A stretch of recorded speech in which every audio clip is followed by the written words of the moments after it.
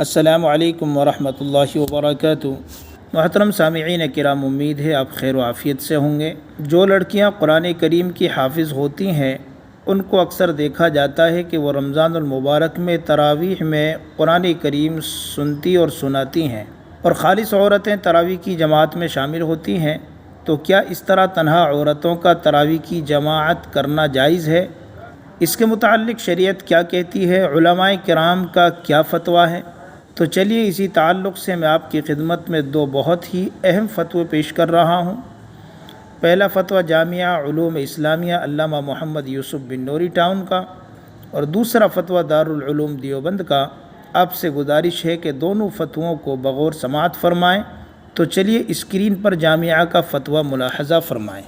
سائل نے سوال کیا، حافظ قرآن عورت قرآن مجید کو یاد رکھنے کی غرض سے دوسری عورتوں کو نماز تراویح میں قرآن مجید سنا سکتی ہیں؟ جامعہ کی طرف سے جواب دیا گیا، تراویح یا کسی بھی نماز میں عورتوں کی تنہا جماعت مکروہ تحریمی ہے، لہٰذا عورتوں کو تنہا طور پر جماعت کے ساتھ تراویح نہیں پڑھنی چاہیے۔ قرآن کریم کو یاد رکھنے کا ذریعہ محض تراویح میں ایک مہینہ سنا دینا نہیں ہے، بلکہ دیگر بہت سے طریقے قرآن کریم کو یاد رکھنے کے ہو سکتے ہیں۔ اپنی روزانہ کی نفل وغیرہ نمازوں میں پڑھتی رہے، اسی طرح دوسری عورتوں یا محرم مردوں کو نماز کے علاوہ سناتی رہے، نیز اپنی تراویح کی نماز میں بھی تنہا پڑھتی رہے، یہی مناسب اور بہتر ہے۔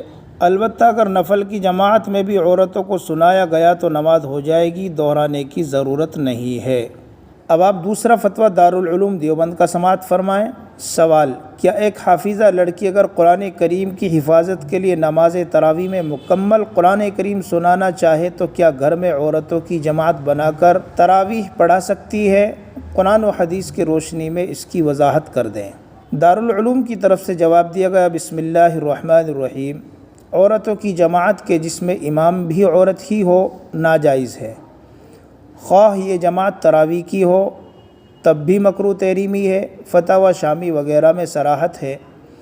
رہا حفاظت کا معاملہ تو وہ تراویح میں امامت ہی پر منحصر نہیں ہے، بلکہ سال بھر تلاوت کا اہتمام کرنا، گھر میں والد بھائی بہن والدہ کو سنانا، بچیوں کو پڑھاتے رہنا، نوافل و فرائض میں طویل قرات کرتے رہنا وغیرہ امور کو اختیار کرنے سے انشاءاللہ پوری طرح محفوظ رہے گا اور بے شمار برکات کا موجب ہوگا۔ واللہ تعالی عالم۔ دارالفتاء دارالعلوم دیوبند۔